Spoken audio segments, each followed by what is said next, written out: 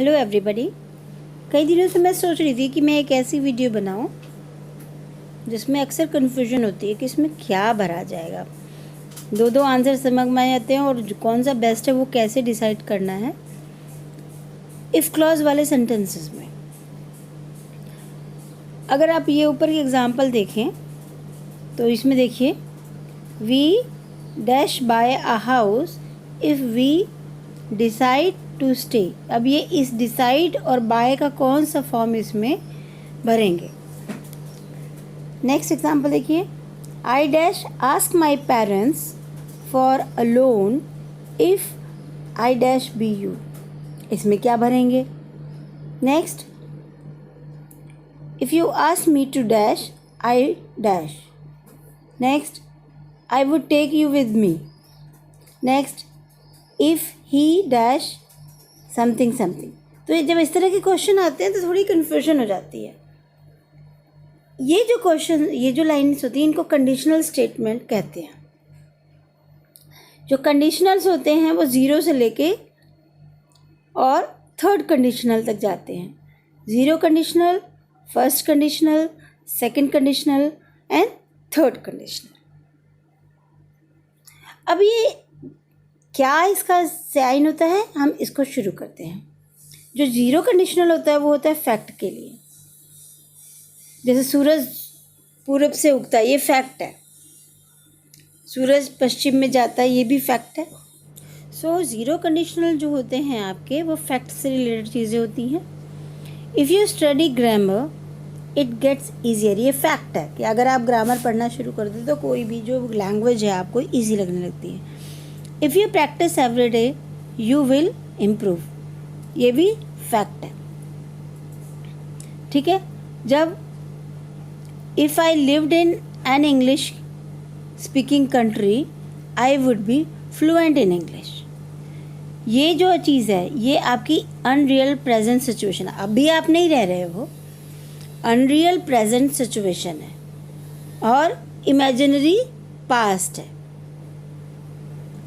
Unreal present situation and imaginary past, जो दोनों clause हैं वो इस तरह से आपस में जुड़े हुए हैं। अभी हम कहीं और रह रहे हैं लेकिन हम इमेजिन कर रहे हैं कि अगर मैं इंग्लिश स्पीकिंग कंट्री में रहती तो मेरी जो इंग्लिश होती वो बहुत फ्लुएंट होती। ठीक है। So I had known how useful English was for my career I would have paid more attention to it at school. अगर मैं जानता कि इंग्लिश मेरे करियर के लिए कितना ज़रूरी है तो मैं उस दौरान इसको ज़्यादा ध्यान देता। तो ये जो चीज़ें हैं ये आपका इमेजिनरी पास्ट है। अब ये गुजर चुका है समय, आपका समय गुजर चुका है लेकिन आप बीते हुए चीज़ के लिए रिग्रेट कर रहे हो।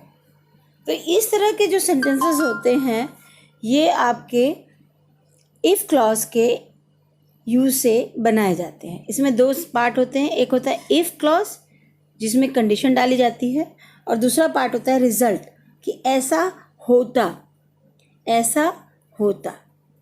ठीक है। तो इस हिसाब से जो ज़ीरो फैक्ट वाले होते हैं, ज़ीरो कंडीशनल जो होते हैं उनको फैक्ट वाला कहते हैं। इसमें हैबिट्स आ जाती हैं, इसमें रूल्स आ जाते हैं, रिजल्ट्स आ जाते हैं, इंस्ट्रक्शंस आ जाते हैं। कौन सी चार चीज़ों को ज़ीरो फैक्ट कहते हैं हम लोग? Habits, rules, results and instructions.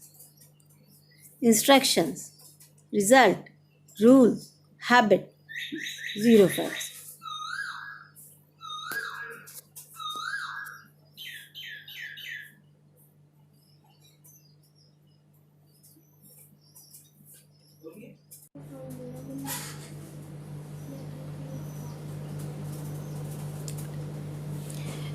अब आपका आता है कि इसकी पहचान क्या होती है।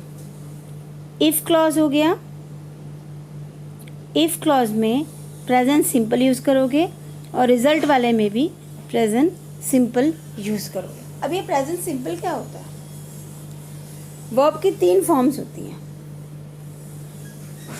यस, 3 फॉर्म्स होती हैं। जैसे मान लीजिए मैं एग्जाम्पल से दे के बताती हूँ आपको। पहला हो गया कम, केम और फिर कम।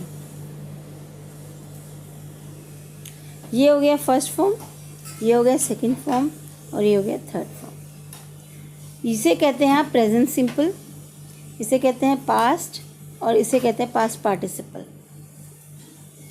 ठीक है, present simple, past, past participle. तो इफ़ क्लॉज के साथ प्रेजेंट सिंपल यानी कि कम आएगा, और जब आप रिजल्ट वाले में भी इसको कम ही लाएंगे, इन दोनों का इस्तेमाल यहाँ पे नहीं होगा। तो ये आपकी पहचान है, आप इसको नोट भी कर सकते हैं किसी कॉपी में। वीडियो देखते समय आप पॉज करके, वैसे तो अभी यहाँ पे हैंडराइटिंग अच्छी नहीं है, लेकिन आगे से मैं कोशिश करूँगी कि अच्छी हैंडराइटिंग में लिखूँ। तो वीडियो पॉज करके आप मैं ये कहूँगी कि आप ये लाइन ज़रूर कॉपी कर लें, इससे आपको बहुत हेल्प मिलेगी। ज़ीरो कंडीशनल इफ़ या व्हेन दोनों का इस्तेमाल होता है। इफ़ में जस्ट एक स्टेटमेंट होती है, व्हेन होता है पक्का, जैसे कोई चीज़ प्रोबेबिलिटी वाली बात होती है आप उसको कह सकते हैं। लेकिन अब मान लीजिए कोई हम नॉर्मल जनरल रूल कह रहे हैं, तब तो हम इफ़ का इस्तेमाल कर सकते हैं। लेकिन जब हमें पता है कि ये चीज़ होने वाली है किसी समय, आज कल परसों, तो उस चीज़ को व्हेन से भी आप कह सकते हो। तो फिर से मैं बताती हूँ, व्हेन या इफ़ की स्टेटमेंट, उसके साथ प्रेजेंट सिंपल और रिजल्ट वाले में भी प्रेजेंट सिंपल। अच्छा, इस तरह के क्लॉज का लिखने का एक पंक्चुएशन मार्क का ध्यान रखना है आपको। इफ़ वाला क्लॉज लिखने के बाद कॉमा ज़रूर लगाते हैं और बाद में रिजल्ट वाला लिखते हैं। इसका ऑर्डर भी बदल सकते हो, आप रिजल्ट पहले लिख सकते हो और इफ़ बाद में लिख सकते हो, लेकिन वहाँ इस कॉमे का ही ध्यान रखना होता है कि उस वाले में कॉमा नहीं आता। फिर से बताती हूँ, if clause and then result लिखते हैं, तो इफ़ क्लॉज फिनिश करके कोमा लगा देते हैं और रिजल्ट लिखते हैं।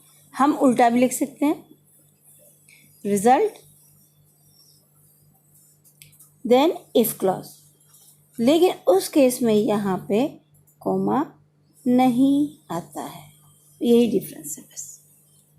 जैसे यहाँ पे ये रिजल्ट है, a we dash buy a house if we decide to stay. ये इफ़ क्लॉज यहाँ आ गया, रिजल्ट यहाँ आ गया।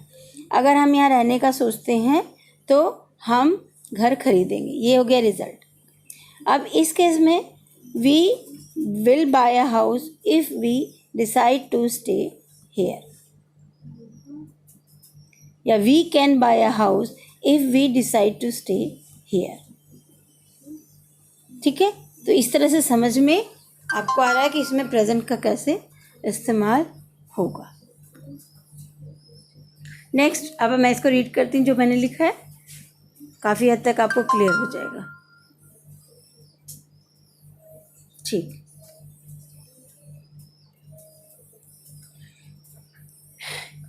If there is a chance if I work out I feel healthier, यहाँ पे नॉट श्योर है आप। When I work out I feel healthier, ये थोड़ा सा डिफरेंट है। When the sun sets, it gets dark. If you leave milk out, it spoils. If the power goes out, we can't watch TV. ठीक है, ये सब हो गए आपके नॉट श्योर। जब कुछ चीज़ें हैं, दोबारा से देखिए, if I work out I feel healthier, इसमें आप नॉट श्योर है। When I work out I feel healthier, ये आपका सटल डिफरेंट है, मतलब थोड़ा सा डिफरेंट है, बट इसमें आप श्योर हैं। आप श्योर हैं कि आप वर्कआउट करेंगे तो आप हेल्दी फील करेंगे। When the sun sets it gets dark, ये भी श्योर है, श्योरिटी है। If you leave milk out it spoils, ये यहाँ पे श्योर नहीं है, लेकिन एक जनरल बात है कि दूध बाहर छोड़ दिया तो ख़राब हो जाता है। If the power goes out we can't watch TV, ये भी अभी तो पावर जाने का श्योरिटी नहीं है ना, लेकिन अगर जाती है तो हम नहीं देख पाते हैं। फैक्ट देखिए, in winter it is cold. Okay, इसमें क्या ये आपका कंडीशनल स्टेटमेंट है? In winter it is cold? No, because we don't have two clauses hair.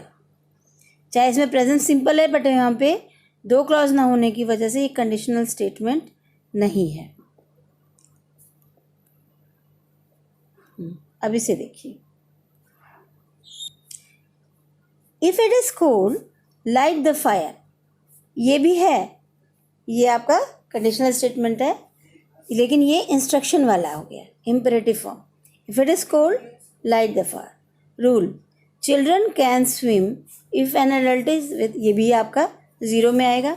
Habit है, if it is hot I go to the beach, ये मेरी habit है कि जब गर्मी बढ़ती है तो मैं बीच पे जाता हूँ। तो जो 0 कंडीशनल स्टेटमेंट में आपके फैक्ट आते हैं, रूल आता है, इंस्ट्रक्शंस आ सकती है और हैबिट्स आ सकता है। तो आई होप कि आपका 0 कंडीशनल स्टेटमेंट क्लियर है। इसके नेक्स्ट पार्ट में मैं फर्स्ट कंडीशनल को डिस्कस करूँगी, लेकिन ये बहुत इंपॉर्टेंट है, इसीलिए आप इसको स्टार्ट करिए, ये सीरीज़ पूरी स्टार्ट होगी।